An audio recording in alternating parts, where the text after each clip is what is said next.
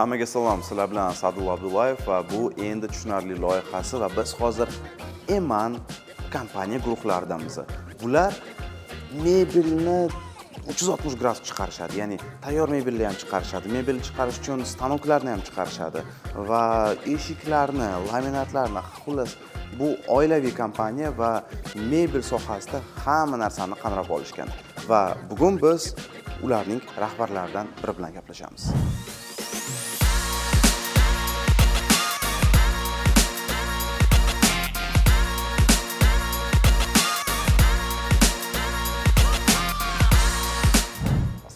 O'zingizni tanishtirib o'tsangiz.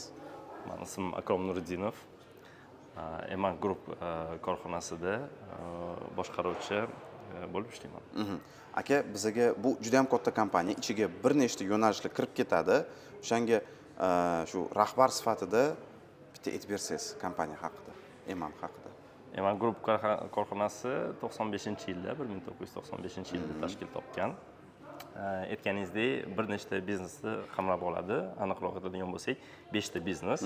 Barcha bizneslarimizni, demak, yog'och atrofida desak bo'ladi. Bu mebel sohasi, qurilish materiallari sohasida o'z ichiga qamrab oladi. Bu Dafna mana mebel. Birinchi bu Dafna mebel. Dafna bu ko'proq B2C biznesimizda, demak, tayyor mebellar, ishlab chiqarish ham bor, import mahsulotlarimiz bor, ofis mebellari, uy mebellari va mebeldan tashqari anjomlar, boshqa narsalar bo'lishi mumkin. Keyingi biznesimiz bu Eman Engineering. Bu demak, uskunalar. Mebel ishlab chiqarish uchun, eshik ishlab chiqarish uchun, yog'och sozlik sohasida kerak bo'ladigan stanoklar, uskunalarni biz nafaqat sotish, yetkazib beramiz, uni o'rnatish, uni servis, montaj, servis xizmatlari, avtomatizatsiya, optimizatsiya xizmatlarigacha beramiz. Uchinchi biznesimiz bu stanok sotganimizdan keyin xomashyo kerak korxonalarga, ishlab chiqaruvchilarga. Demak, biz 100% xomashyolarni yetkazib beramiz. Mebel ishlab chiqaruvchi bo'ladimi yoki umuman aytganda yog'och sozlik sohasida barcha ishlab chiqaruvchilarga o't ado ya deydigan bo'lsak, hamma mahsulotlarni 360 gradus servis ekan. Da, bu ham B2B biznes, ko'proq bu B2B biznes. Bu Eman Materials nomida. Bu yerda biz nafaqat material sotish, ya'niki o'zimiz kesib berish yoki tayyorlab berishda, kromka yopishtirib berish, boshqa xizmatlarni ham qilamiz. Bizdan o'zini uskunasi bo'lmagan mebelchi ham kelib hamma narsani tayyor qilib olib ketishi mumkin. Bu biznesni ham biz endi kesish xizmatlarini ham O'zbekistonda birinchi bo'lib boshlaganmiz. 1998-yilda O'zbekistonda eng birinchi stanoklarni qo'yib tayyorlab berganmiz. Demak, keyingi biznesimiz biz Xitoy davlati bilan qo'shma korxona tuzganmiz Chirchiq shahrida. Bu ham mebel sohasiga tegishli. Mebelni, PVH kromkalarini hozirgi kunda ishlab chiqarmoqchimiz. Bu SNG davlatlarida, Markaziy Osiyoda eng katta ishlab chiqaruvchi korxona hisoblanadi PVH kromkalar uchun. Va oxirgi biznesimiz bu qurilish sohasida, qurilish materiallari, interyer materiallari, bu pol, laminat va eshik va interyerga ishlanadigan reyka va boshqa mahsulotlarni yetkazib berish. Shu 5 ta biznes bugungi kunda Eman Group korxonasini tashkil qiladi. Zo'r. 95-yilda birinchi bo'lib qaysi biri paydo bo'lgan? Mebel sohasi, tayyor mebel sohasi. Dafna. U o'zi bozorda birinchi bo'lganmi yoki birinchi bo'lmaganmi? U paytda 95-yilda demak chelnochniy postavkalar deymiz, olib kelishgan. Olib kelib boshqa qilingan, korxona sifatida kattaroq postavka qiladigan, в принципе, endi hamma boshlayotgan paytlar bo'lgan. То есть sobiq ittifoq vaqtidan keyin endi yangi частный bizneslar paydo bo'layotgan paytlari va biz birinchilardan bo'lib boshlaganmiz. Hamma biznesimiz, aytayotgan 5 ta biznesimiz hammasini O'zbekistonda birinchilardan bo'lib boshlaganmiz. Siz shu 95-yildan beri boshlab shu kompaniyadasiz. Biz oilaviy korxona hisoblanamiz. Bizani otamizlar boshlaganlar va bugungi kunda otamiz, akamlar va men uchalamiz shu Buni bilmagan ekanman. Da, biznesni birgalikda boshqarib kelamiz. Qoyil. Men o'zim 2005-yilda boshlaganman. Zo'r. Aka, mana biz hozirgina bolalar bilan gaplashib turdik, komandamiz bilan. Ofisingiz zo'r ekan. Haligi bino zo'r, muhit zo'r, ya'ni open space hamma qarab turibman, o'zi yaxshi kompaniyalar har doim open space bo'ladi. Do'stona muhit, bemalolchilik. Mana shu do'stona muhitni qo'llab-quvvatlash uchun nimalar qilasizlar? To'g'ri aytyapsiz. Bu yerda xodimlarga borib aytyapmiz, do'stona muhitda ishlayotgan odamlar bu как arteriyamiz, bizning главный, да, qon tomirimiz va eng katta upor, конечно, eng katta fokusimizni aynan xodimlarga biz bag'ishlaymiz, потому что qanchalik muhit yaxshi bo'lsa, qanchalik kuchli komanda yig'sangiz, biznes shunchalik oldinga qarab rivojlanib ketaradi. Endi open space dedingiz, на самом деле bu ofisni bitirganimizga 3 yil bo'ldi. 3 yil oldin bundan ham open space roq edi. Keyin baribir qanaqadir sal yopishga to'g'ri keldi, потому что tushundik bizada hali hamma ham tayyor emas, ochiqda. No, da, 3 yil oldin, конечно, biz bitirganimizda ofisda hali Toshkentda, O'zbekistonda kamroq edi. Nimalar qilamiz biz bu muhitni qo'llab-quvvatlashga? Bizda birinchi o'rinda inson faktori. То есть hamma narsani fokusni shunga qaratamizki, biznesda olayotgan foyda bilan inson baxti orasida, har bir xodim baxtini orasida, nima deydi, oltin o'rtalik, zolotaya seredina deydi. Shuni qidirishga harakat qilamiz. Har bir insonni potensialini maksimal rivojlantirishga, ochishga harakat qilamiz. Juda katta bizda budjet ajratamiz treninglarga, o'qishlarga. Farqi yo'q, hamma уровеньda. То есть bu faqat rahbariyat uchun emas, korporativniy обучениyalarimiz bor, точечный обучениyalarimiz bor. Demak, bu professionallik darajasida, da, постоянно o'qitamiz, постоянно, demak, chetlarga chiqamiz birgalikda xodimlarimiz bilan birga, dunyoda nima bo'lyapti, qanaqa o'zgarishlar bo'lyapti, o'tgan bilimlarni olib kelish uchun sog'liq masalasiga katta e'tibor beramiz. Biz 2024-yildan check-up, standartniy sog'liq masalasida check-up programmasiga a'zomiz. Xodimlarimiz uchun 50% chegirma qilganmiz korxona tomonidan. Har bir xodim 1 yilda stajiga qarab, boshqa faktorlarga qarab, o'z programmasini tanlab, 1 yilda bir marta o'zini sog'lig'ini tekshirsa bo'ladi, chunki sog'liq masalasi muhim. Agar u yoq bu yoq olib turgan bo'lsa, undan yuqori effektni kutish qiyin u xodimdan. Ovqat masalasigacha ko'p e'tibor beramiz, har doim ustida ishlaymiz. Ovqat vaqtida bo'lish kerak, shirin bo'lish kerak deymiz, потому что aytamiz, bizda endi hazillashib, kunning ikkinchi yarmida har bir xodimni ishlash effekti obedda yegan narsasiga yoki obedda vaqtida bo'lganiga bog'liq. Masalan, noto'g'ri narsa yeb qo'ysa, bu narsa bo'lib qolsa, o'zi kunning ikkinchi yarmida buni qilgin deganingiz bilan foydasi yo'q. Yana programmani team buildinglarimizda juda ko'p team building qilamiz. Nimaga bizga kerak team building? Чтобы do'stona muhitni ushlab turish uchun. То есть konkurensiya ham bor, aytaylik, sog'lom raqobat bor xodimlar orasida, lekin hammasi birgalikda. Komandamiz bizga juda muhim. Biz har bir fikrlashimizda долгосрочный deymiz, demak uzoq muddatda ko'rib fikrlaymiz. Har bir o'tgan xodimimiz bizda kamida 5 yil biz xohlaymiz birgalikda ishlashni. Demak, o'shanga yarasha munosabat. Har bir odam bu inson o'rnida hech kimga hech qachon, masalan, qanaqadir qo'pol gapirish, boshqa degan narsalarni biz umuman olib tashlaganmiz. Chista demokratik yo'l bilan rivojlanishga harakat qilamiz, yondashuv. Har bir xodimni eshitishga, nima bo'lyapti, qanaqa bo'lyapti, nima muammolar bor. To'g'ri, kattalashgan sari o'ziga yarasha qiyinchiliklar bor. Hammani eshitishga boshqa oldin vaqt yetardi, hozir yetmaydi. Shunaqa bo'lmasa ham harakat qilamizki, hech kim e'tiborsiz qolib ketmasin. Har bir odamni tinglashga nima dardi bor, nima qanaqa birga o'sa olamiz. Agar maqsadimiz bitta bo'lsa, ular ham o'sishni xohlasa, xodimlar ham, korxona ham oldiga qo'yayotgan maqsadda o'rganayotgan bo'lsa, har doim til topib kelamiz. Zo'r. Mana demak, bunaqa ustanovkalar bor bo'lsa, juda ham zo'r jamoa yig'gan bo'lsanglar kerak. Bu narsaga mamnunman, lekin bitta savol, mana odamlarni ishga olayotgan yilda uni qaysi taraflariga, qaysi yaxshi yoki yomon taraflariga qaraysizlar? 4 ta faktor biz e'tibor beradiganimiz. Birinchi o'chird, конечно, bu produktivnost deymiz, demak, hosildorlik. Bu odam ish beradimi, unum beradimi, foyda beradimi, bermaydimi?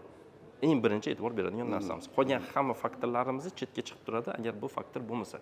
Agar ishga kelayotgan odam qanaqadir korxonaga foyda olib kelmasa yoki korxonaning foydasini oshishiga hissa qo'shmaydigan bo'lsa, bu odam bilan biz gaplashganimizdan foydasi yo'q. Yaxshi odammi, yomon odammi, boshqa endi unaqa ajratmaymiz-ku. Bu narsani tushunish в принципе достаточно oson. Eski tarixga qaraymiz. Oldin eski ishlagan joylarida agar birinchi marta ishga kirayotgan deydigan bo'lsangiz, masalan, o'qish joylarida, boshqada unumdorligi qanchalik yuqori bo'lgan. O'zimizdan savollarni beramiz yoki eski ishlagan joyga telefon qilib so'rashimiz mumkin. HR solidarность deymiz. HRlarning bir-biri bilan aloqasi bor. So'raymiz, qanaqa bo'lgan, boshqa bo'lgan, yaxshimi, yomonmi? Понятно, 100% sizga to'liq ma'lumot olish qiyin, lekin biz baribir 80-90% olamiz. Birinchisi demak unumdorlik. Ikkinchisi bu shaxsiy xususiyatlar, личностные качества deymiz. Bu birinchi o'rinda halollik, to'g'ri so'zli. Endi buni ikkinchi o'rinda deyapmiz, lekin bizda shunaqa korxona qoida borki, biz endi oilaviy muhit yaratamiz, uzoq yillik biznes qilyapmiz. Bizda qaysidir paytlarda bu shaxsiy xususiyatlar birinchi o'ringa, ya'ni unumdorlik bilan bir xil o'ringa ham chiqishi mumkin.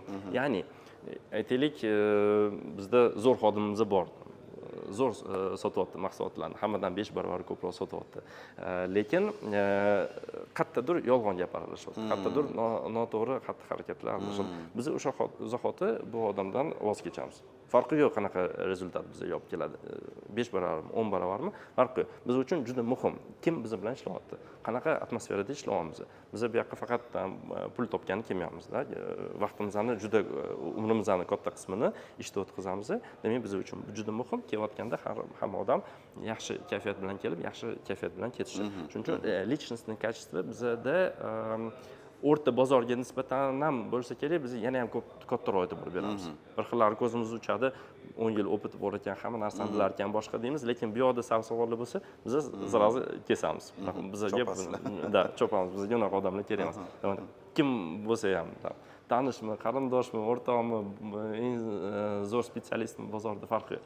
Sal noto'g'ri gap bo'ldimi, biz reputatsiyamizga yoki xiyonat boshqa bo'ladigan bo'lsa, bittada kesamiz, ikkinchi shans berilmaydi. Oldin ko'p berardik, hozir bermaymiz. Chunki bunaqa xatolar odatda bir marta qilingan bo'lsa, ikkinchi marta ham qilinishi mumkin. Uchinchi narsa bu motivatsiya. E'tibor beradigan narsamiz qanchalik odamda xohish kuchli. Nimaga o'zi bizga ishga kirmoqchi, nima qilmoqchi, maqsadi nima, motivatsiyaga katta e'tibor beramiz. To'rtinchisi bu bilim. Знание, bilim, tajriba. Endi aytishingiz mumkin, tajriba, bilim har doim to'rtinchimi? Yo'q, har doim emas. Bu должностga ham qaraydi.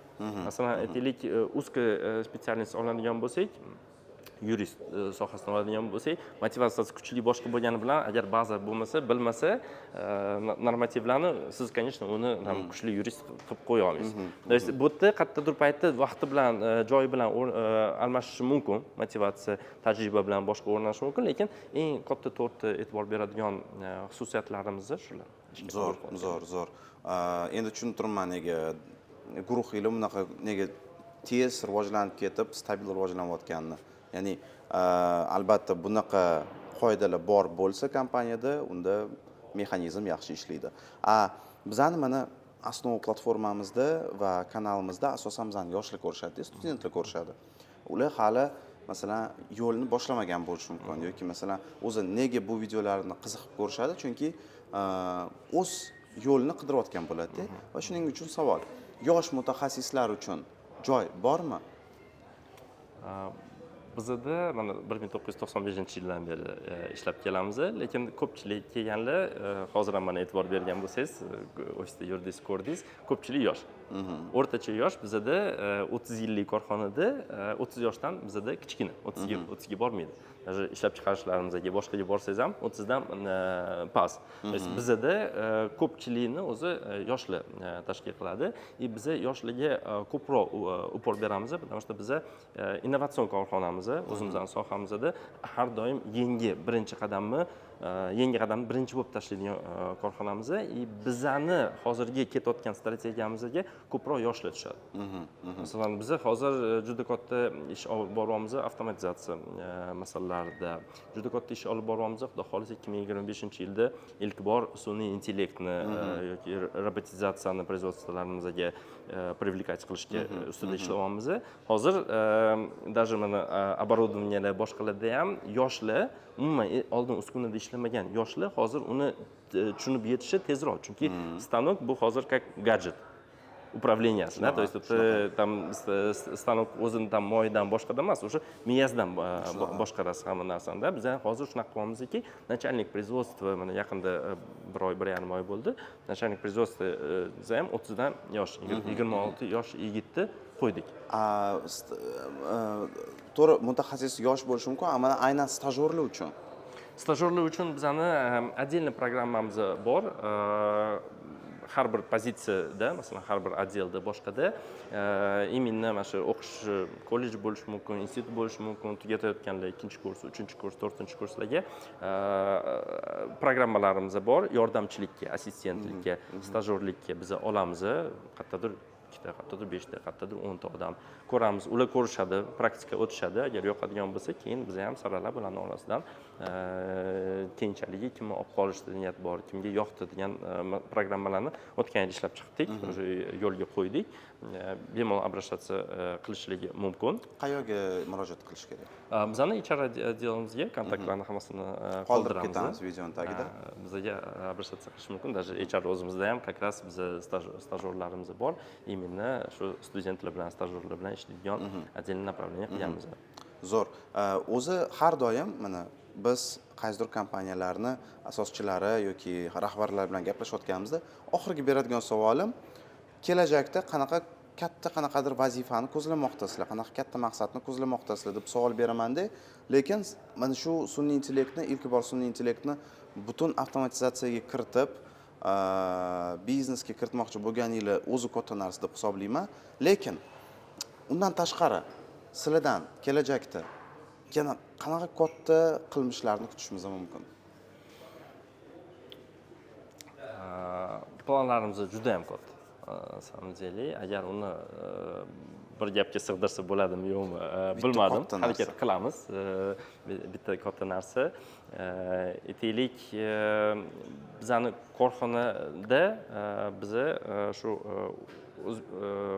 qisqa qilib aytadigan bo'lsak, O'zbekistonda o'zimizning sohamizga katta hissa qo'shmoqchimiz va milliy brend bilan jahonga tanishishga ham o'zimizning vklad, o'zimizning hissani kiritish niyatimizda. Eksport bo'lganda faqat mahsulotlar emas, o'sha aytaylik qanaqadir o'sha programmalarimizgacha, bilimimizni birinchi o'rinda eksport qilish. Masalan, qaysidir masalalarda ishlab chiqarishda Xitoy bilan konkurensiya qilish qiyin bo'lishi mumkin, lekin bilim tomonidan biz konkurent qilamiz. Biz masalan kam joyimiz yo'q. Har tomonlama biz o'zimizning korxona miqyosida, demak, vertikal ravishda qaraydigan bo'lsak, korxona miqyosida industriyani, sanoatni rivojlantirmoqchimiz. Sanoat orqali mamlakatimizni rivojlantirishga o'zimizning hissamizni qo'shishda, korxona o'z orqasidan qanaqadir tarixda nom qoldirishini xohlaymiz. Juda ham zo'r. Qanaqa qilish uni strategiyalari endi chizib chiqqanmiz, ko'p, xudo xolasa amalga oshiramiz. Sizga bu narsada omad tilaymiz. Sizga kattakon rahmat. Rahmat katta.